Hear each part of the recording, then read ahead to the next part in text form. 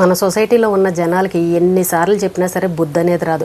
అధిక వడ్డీ వస్తుందని చెప్తే ఎక్కడెక్కడో మూల ఉన్నవన్నీ సరే ఎవరెవరి దగ్గర తక్కువ వడ్డీకి అప్పులు తీసుకొచ్చేసి ఇక్కడ అధిక వడ్డీ వస్తుంది కదా అని చెప్పేసి లక్షలు పట్టుకొచ్చి ఇచ్చేస్తూ ఉంటారు ఈ ఆడవాళ్ళు. నిజంగా మరి భర్తలకు తెలిసే చేస్తున్నారా, భర్తలకు తెలియకుండా చేస్తున్నారా అర్థం కాదు. కానీ ఒంటి మీద ఉన్న బంగారాలను కూడా ఈ అధిక వడ్డీకి ఆశపడి ఈ రకంగా ఇచ్చేసి మోసపోతున్నారు. ఇప్పుడు మంగళీ విషయం చూసాం, అది ఇప్పటి వరకు అతి గతి లేదు. పాపం బాధితులు ఏడుస్తూనే ఉన్నారు, చనిపోయే వాళ్ళు చనిపోతూనే ఉన్నారు, వాళ్ళ డబ్బులు ఇచ్చిన వాళ్ళు లేరు. ఆ కేసు ఎక్కడి వరకు వెళ్ళిందో కూడా ఎవ్వరికీ అర్థం కావట్లేదు. ఈ రోజున మళ్ళీ తణుకులో ఇద్దరు భార్యాభర్తలంట. వాళ్ళిద్దరూ భార్యాభర్తలు కూడా కాదు, ఆ అబ్బాయిని ఊరికే ఫ్రెండ్ లాగా ఉంచుకుంది. ఆ అమ్మాయికి భర్త కూడా లేడని చెప్తున్నారు. ఆ అమ్మాయి 30 మంది ఆడవాళ్ళ దగ్గర 30 కోట్ల దగ్గర డబ్బులు లాగేసి మొత్తానికి జెండా ఎత్తేసింది. ఎవ్వరికి కూడా ₹1 ఇవ్వలేదు. అంటే మరి ఈ ఆడవాళ్ళు ఎలా నమ్మి ఇంత డబ్బు ఇచ్చారు అని అంటే చక్కగా ఫ్రెండ్షిప్ చేసుకుంది. ఒక కుటుంబంలోకి వెళ్ళింది అనుకోండి, అత్త కోడలు కూతురు అల్లుడు కొడుకు ఉన్నారనుకోండి, వాళ్ళకి ఏమని చెప్తుందంటే తల్లి దగ్గరికి వెళ్ళి, అమ్మ నీ దగ్గర డబ్బులు ఉంటే కనుక నీ పిల్లలకి తెలియకుండా నాకు ఇయ్యి, నీకు అధిక వడ్డీ వేసి డబ్బులు ఇస్తాను, వాళ్ళకి చెప్పకు, రేపొద్దున వాళ్ళు తీసేసుకుంటారు నీ డబ్బులు, అలా నీ దగ్గర పెట్టుకుంటే ఏమొస్తుంది, నాకు ఇచ్చామనుకో కొంచెం అమౌంట్ పెరుగుతుంది కదా అని చెప్పేసి తల్లి దగ్గర చెప్పే విధంగా తల్లి దగ్గర చెప్తుంది. అలాగే కూతురు దగ్గరికి వెళ్ళి మీ అమ్మకి చెప్పకు, మీ అత్తగారికి చెప్పకు, మీ ఆయనకి చెప్పకు, నీ దగ్గర ఏదైనా ఉంటే నాకు డబ్బులు ఇయ్యి, నీకు అధిక వడ్డీ వేసి డబ్బులు ఇస్తాను, కొంత అమౌంట్ అనేది వస్తుంది, చక్కగా నువ్వు ఏ ఉద్యోగాలు చేయక్కలేదు, నీకు భవిష్యత్తులో ఉపయోగపడతాయని ఆ కూతురికి చెప్పడం. ఇలాగే కొడుకు కూడా నువ్వు మీ అమ్మకి చెప్పకు, మీ ఆవిడికి చెప్పకు, ఇలా డబ్బులు అని మొత్తం ఇలాగా ఆడవాళ్ళందరి దగ్గర కూడా ఒకే కుటుంబంలో ఉండి నువ్వు తల్లికి చెప్పకు, నువ్వు అమ్మకి చెప్పకు, నువ్వు అక్కకి చెప్పకని ఒకరికి తెలియకుండా ఒకళ్ళ దగ్గర లక్షలు డబ్బులు గుంజేసింది. అలా నమ్మించి ఒక 5 లక్షలు ఇస్తే 5 లక్షలకి 50,000 వడ్డీ వేసి 2-3 సార్లు ఇచ్చిందంట. ఆ నమ్మకం పెరిగిపోయేసరికి జనాల్లో ఏంటంటే 5 లక్షలు ఇస్తే 50,000 వడ్డీ ఇచ్చింది కదా, అలాగే మనం ఇంకా డబ్బు ఇచ్చామని అంటే ఇంకా వడ్డీ వస్తుందని ఆశపడిపోయి వాళ్ళ దగ్గర లేకపోయినా సరే బయట వాళ్ళ దగ్గర అప్పులు తెచ్చి మరి ఆ అమ్మాయికి ఇచ్చారంట. ఒక ఆవిడ చెప్తోంది, 44 లక్షల రూపాయలు నేను ఇచ్చానండి, ఈ రోజు నాకు ₹1 కూడా ఇవ్వలేదని చెప్తుంది. కనీసం కొంచెం అన్నా సిగ్గుండాలి కదా. మిమ్మల్ని నమ్మించడం కోసం 1-2 సార్లు వడ్డీ వేసి ఇచ్చేసరికి వీళ్ళ మాయలో పడిపోయారు. ఇలాంటి మోసాలు మనం బయట ఎన్ని చూస్తున్నామండి. కొంచెమైనా జాగ్రత్తగా ఉండాలి కదా. ఈ చీటీలు వేసే విషయంలో కానీ ఇలాగ అధిక వడ్డీలు ఇస్తామని ఇలాగ ఎవరన్నా లక్షలు అడిగినా సరే ఎవరు కూడా ఇవ్వకండి అని పోలీసులు చెప్తున్నా సరే ఎవరు వినట్లేదు. వాళ్ళు వెళ్ళి పోలీస్ కంప్లైంట్ ఇచ్చారు. వాళ్ళు ఏమన్నారంటే అమ్మ ఇది సివిల్ కేసు, మీరు కోర్టులో చూసుకోండి, మేమేమీ చేయలేమని చెప్పేసి పోలీసులు కూడా వదిలేశారు. అంటే ఇప్పుడు వాళ్ళు ఎవరిని అడుగుతారు, వాళ్ళు ఎక్కడున్నారని పట్టుకుంటారు.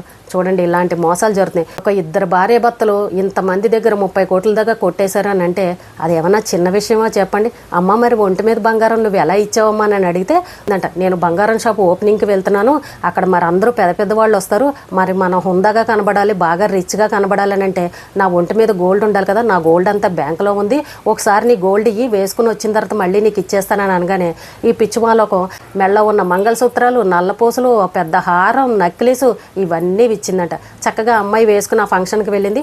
మళ్ళీ తిరిగి వచ్చిన తర్వాత వారం రోజులకి మళ్ళీ ఈ అమ్మాయి నగలన్నీ తిరిగి ఇచ్చేసిందంట. జనాల్ని నమ్మించడం కోసం ఇలా 2-3 సార్లు చేసింది. మళ్ళీ ఇంకొకసారి వచ్చి ఎక్కడో బంగారం బిస్కెట్లు అమ్ముతున్నారు, తక్కువ రేటుకు వస్తున్నాయి, నా దగ్గర చూస్తే ఈ అమౌంట్ లేదు, నీ దగ్గర ఏమన్నా ఒక 20 లక్షలు ఉంటే ఇయ్యని ఆ అమ్మాయిని అడిగిందంట.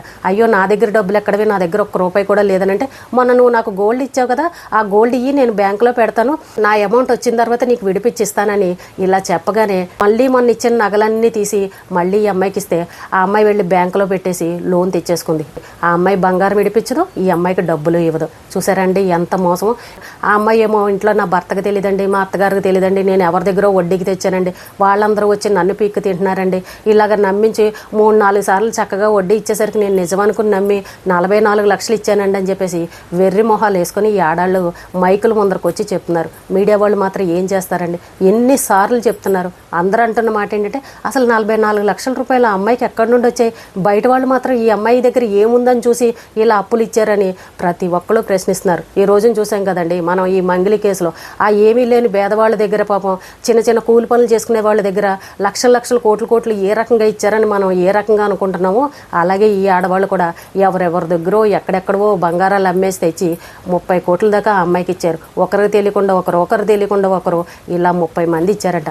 భార్యాభర్తలు ఇద్దరు కూడా జంపు, ఎక్కడికి వెళ్ళిపోయారో తెలీదు. పోలీస్ కేసు పెడితే పోలీసులు ఎవరూ పట్టించుకోరు.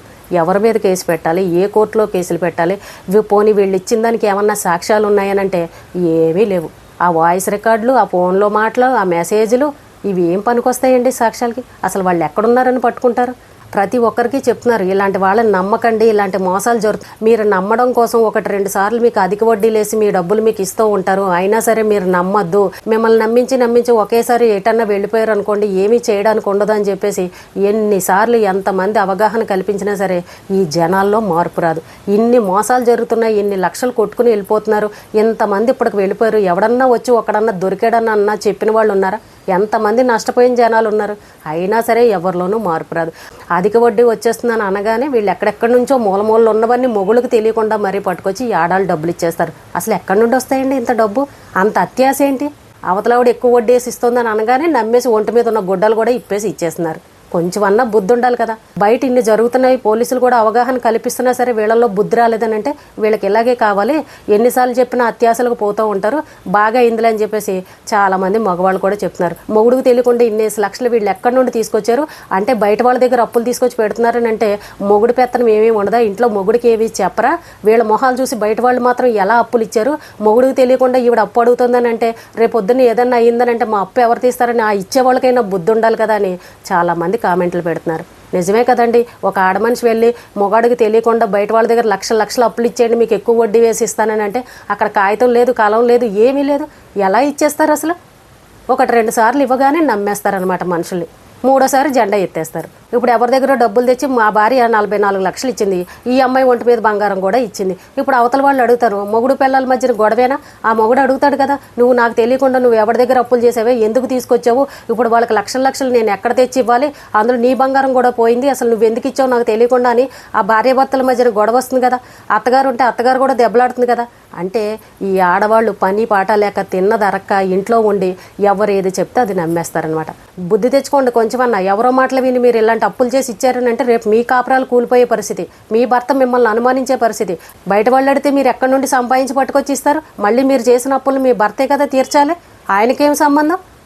అంటే మీరు ఇక్కడ మోసపోయింది కాకుండా మీరు వెళ్ళి ఇంకొకళ్ళని కూడా మోసం చేస్తున్నారనమాట. బయట వాళ్ళు ఊరుకుంటారా? అంత డబ్బు ఇచ్చిన తర్వాత వాళ్ళు ఎందుకు ఊరుకుంటారు? ఇంటి మీదకి వచ్చి గొడవ పడరా? ఇప్పుడు చూస్తున్నాం మంగళి గొడవలో బయట వాళ్ళు ఎవరెవరో దగ్గర అప్పులు తెచ్చారు, వాళ్ళకి సమాధానం చెప్పలేక వీళ్ళు పురుగుల మందులు తాగి అది తాగి ఇది తాగి ప్రాణాలు పోగొట్టుకుంటున్నారు. అంటే రేపు మీరు కూడా అదే పని చేస్తారా? మీ కుటుంబ పరిస్థితి ఏంటి? మీకు అంత డబ్బు మీద అత్యాశ ఏంటి? మీకు అంత డబ్బు సంపాదించాలని అనుకుంటే చక్కగా మీ దగ్గర ఉన్న అమౌంట్ తోటి ఏదైనా బిజినెస్ చేసుకోండి. ఎంతమంది ఎన్ని బిజినెస్లు చేసుకోవట్లేదు ఆడవాళ్ళు? అలా కష్టపడి సంపాదించుకోండి. అంతేగాని ఎవరో అధిక వడ్డీ అని అంటే ఎందుకు ఇస్తారండి ఊరికే అధిక వడ్డీలు? వాళ్ళు ఏమైనా పిచ్చివాళ్ళ? 100కి 10 రూపాయలు 15 రూపాయలు వడ్డీ వేసి మీకు ఇస్తారా? వాళ్ళకేం మిగులుతుంది ఇంకా అలా ఇస్తే? ఒక్కసారన్నా ఆలోచించండి ఈ లాజిక్ ఏంటనేది. బయట 2 రూపాయలు 3 రూపాయలు వడ్డీలు తీసుకోవడానికే అవి కట్టలేక నానా తంటాలు పడేవాళ్ళు ఉన్నారు. ఇంత అమాయకంగా ఇంత పిచ్చితనంగా ఎలా ఉంటారండి ఆడవాళ్ళు అయ్యుండి? ఎందుకు మీ సంసారంలో మీరు ఇలా గొడవలు తెచ్చుకుంటారు? అసలు ఇప్పుడు అక్కడ జరుగుతున్న కోట్ల వ్యవహారంలోనే ఎవరు ఏమీ చేయలేకపోతున్నారు. మీ గొడవను ఎవరు పట్టించుకుంటారు? కోర్టులు కేసులు అని అంటూ తిరుగుతారా? మీ ఇంట్లో మగవాళ్ళు ఊరుకుంటారా? ఆడవాళ్ళు ఆలోచించండి. ఎవరో తెలియని ముక్కుమొహం వాళ్ళకి నీకు అధిక వడ్డీ ఇస్తాను, లేదంటే నీకు అక్కడ బిజినెస్లో పెడుతున్నాను, నీకు బోల్డ్ డబ్బులు వస్తాయని అనగానే మీరు ఒంటి మీద ఉన్న గుడ్డలోను బంగారాలు అన్నీ తీసి వాళ్ళకి ఇచ్చేయకండి. ఆడవాళ్ళందరూ జాగ్రత్తగా ఉండండి. చీటీలు బిజినెస్ అన్నా, మీకు అధిక వడ్డీలు ఇస్తానన్నా, ఎవరైనా సరే మిమ్మల్ని మభ్య పెట్టారని అంటే మాత్రం అలాంటి వాళ్ళ మాటలు అస్సలు నమ్మద్దు. మీ కుటుంబంలో గొడవలు మాత్రం తెచ్చుకోకండి. ఈ రోజుకి ఇదేనండి. రేపు మళ్ళీ మరొక విషయంతో మళ్ళీ కలుద్దాం.